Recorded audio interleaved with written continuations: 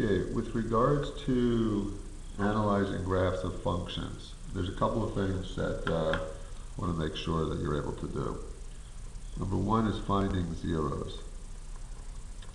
Finding zeros can be done algebraically and it can be done graphically.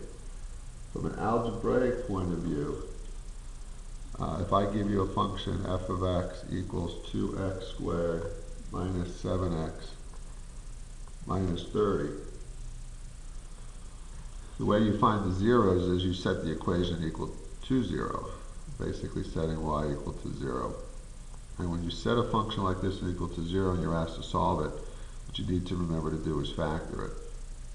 So in this case, you'd be looking for two numbers that multiply to negative 60 and add to negative 7. Now I'm not going to go ahead and do that factoring here, but what you end up with in this case is x plus 5 halves and x minus 6. And since it's equal to 0, you set each parenthesis individually equal to 0, and you get x equals negative 5 halves and x equals positive 6. So those would be the two zeros.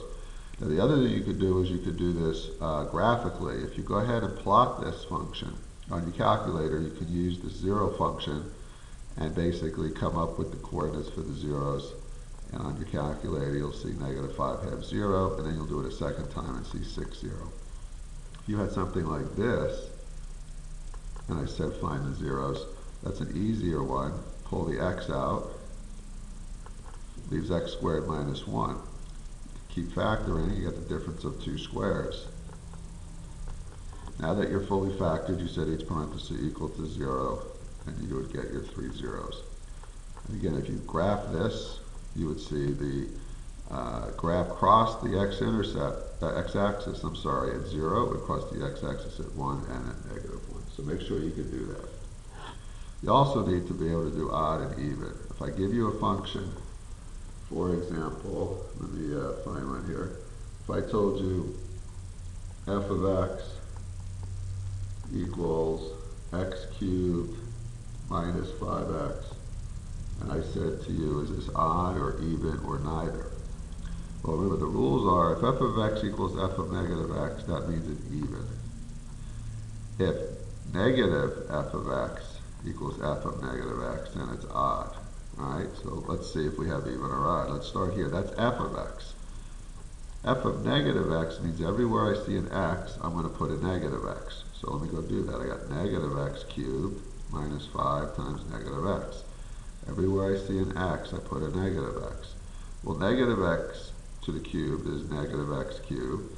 Negative 5 times negative x is plus 5x. F of x and f of negative x are not the same. You can see these two are different. Therefore, it's not even. So we take another step and we solve for negative f of x. Negative f of x is take f of x and put a negative out front. That's negative x cubed plus 5x. Turns out that f of negative x, which is right here, and negative f of x, which is right here, are the same.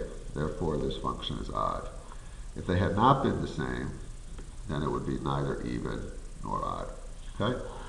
Last thing I want to make sure you can do is rate of change. Okay, if I give you a function like this, f of x equals negative 2x plus 15, and I say what's the rate of change between x of 1 equals 0 and x of 2 equals 3, well, rate of change is slope. Remember, slope is change in y over change in x. Well, our changes in x is 3 minus 0. That's easy.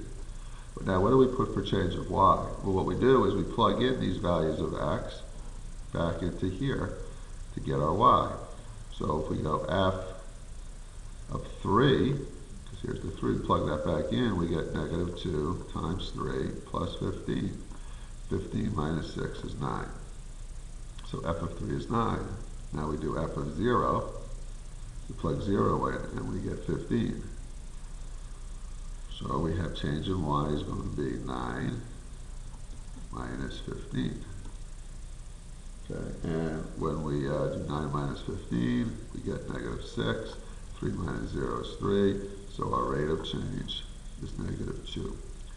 So again, three things that I want you to be able to do with respect to analyzing graphs of functions is be able to determine whether a function's odd or even, and be able to calculate rate of change. Good luck.